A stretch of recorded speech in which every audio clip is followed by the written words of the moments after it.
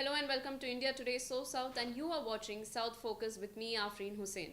In this bulletin, we will be focusing primarily on top developments for the day from all five southern states, that is Kerala, Karnataka, Tamil Nadu, Telangana and Andhra Pradesh. Let's bring you up to date with the big stories developing this hour. Our first focus story takes us to Kerala. In the past few days, reports of a water crisis emerging in Karnataka's Bengaluru have been on a rise. And with that, it seems like Kerala is looking at this as an opportunity to woo top-tier technology companies to move to the coastal state. The state has approached IT companies in Bengaluru requesting them to consider Kerala for expansion after reports of a water crisis, like I said, emerged from the Silicon City of India.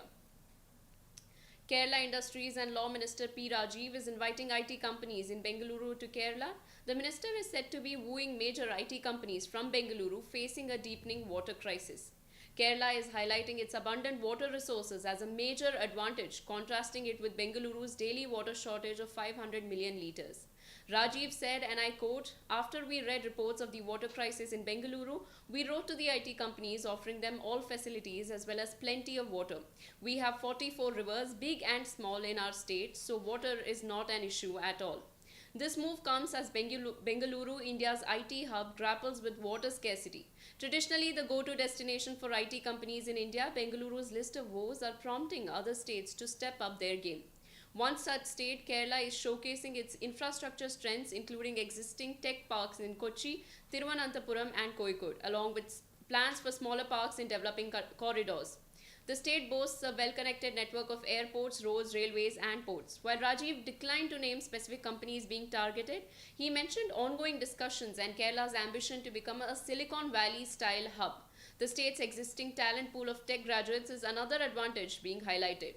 "We are in discussions with some of the IT companies. We want to develop our entire state on the lines of Silicon Valley. We have several advantages to host the tech sector, including a vast talent of pool of technology graduates," he said. Now it seems like Kerala has a clear goal, and that is to increase its IT workforce from 250,000 to 1 million within 5 years. The government plans to achieve this by building 4 IT corridors along National Highway 66. This strategic move by Kerala highlights the growing competition among Indian states to attract the IT sector. With Bengaluru facing several challenges, Kerala sees an opportunity to establish itself as a major player in the Indian IT landscape. Moving on to our next story from Tamil Nadu, the Patali Makkal Katchi, which is a part of the BJP-led NDA alliance in Tamil Nadu, released its poll manifesto for the upcoming Lok Sabha elections. One of the key promises it has made is making parents' approval mandatory for the marriage of girls below the age of 21. That is, to prevent them from getting cheated by staged love. Let's cut across to PMK President Anbumani Ramadas, who spoke to India Today on the party making it mandatory for parents' approval for the marriage of girls below the age of 21. Clarifying that there are multiple revolutionary schemes in this particular manifesto, but there is one that has not come out in any other parties, and that is like permission of the parents for a marriage. Why is that? See, this is prevalent in Singapore and Brazil.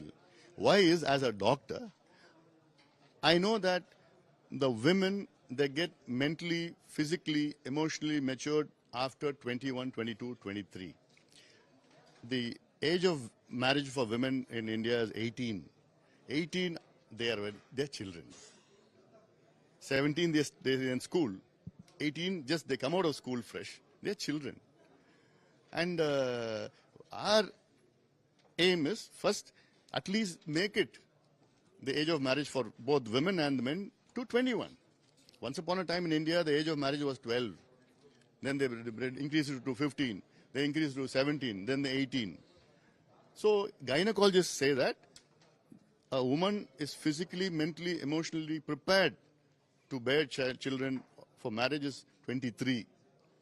And we see malnutrition, anemia, we see maternal mortality, so child marriages, you see, all that is happening here in India.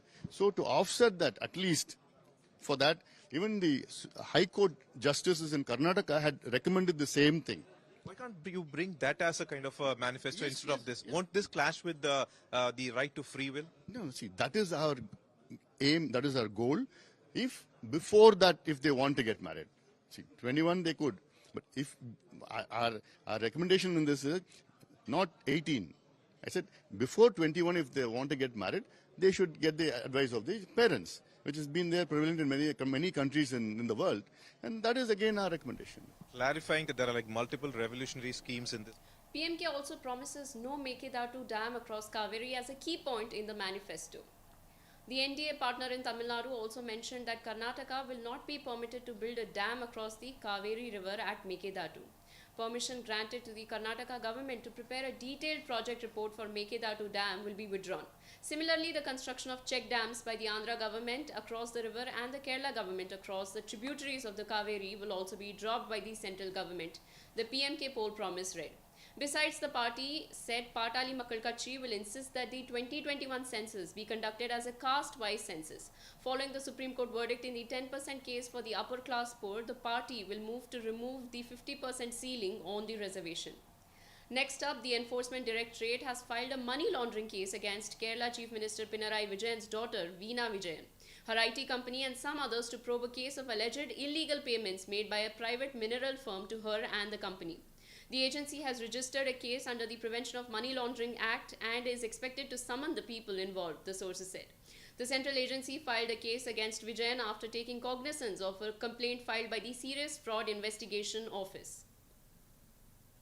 The case filed against Kerala Chief Minister's daughter stems from an income tax department investigation that alleged that a private company called Cochin Minerals and Rutile Limited made an illegal payment of 1.72 crore to Veena's company, Exalogic Solutions, during 2018 to 2019, even though the IT firm had not provided any service to the company.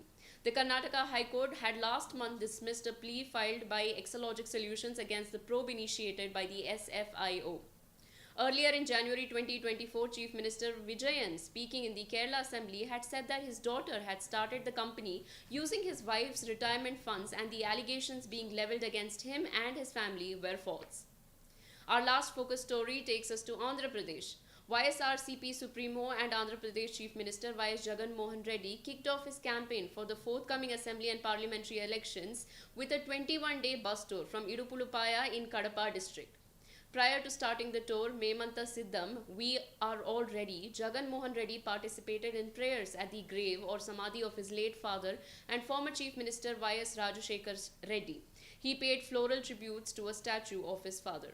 On the first day, the bus will traverse through the villages of Vempalli, Viyanpalli, Yaraguntla, Potladutti and Prodattur town in the constituencies of Kamalapuram, Jammala Madugu and Prodattur.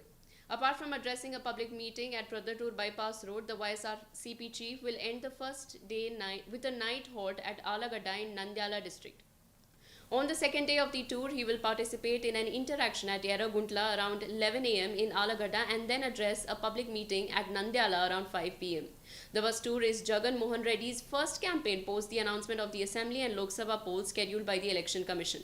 Scheduled to touch 21 districts and 148 assembly constituencies, the bus tour began from Idupulupaya and will culminate at Ichapuram in Srikakulam district in the North Andhra region.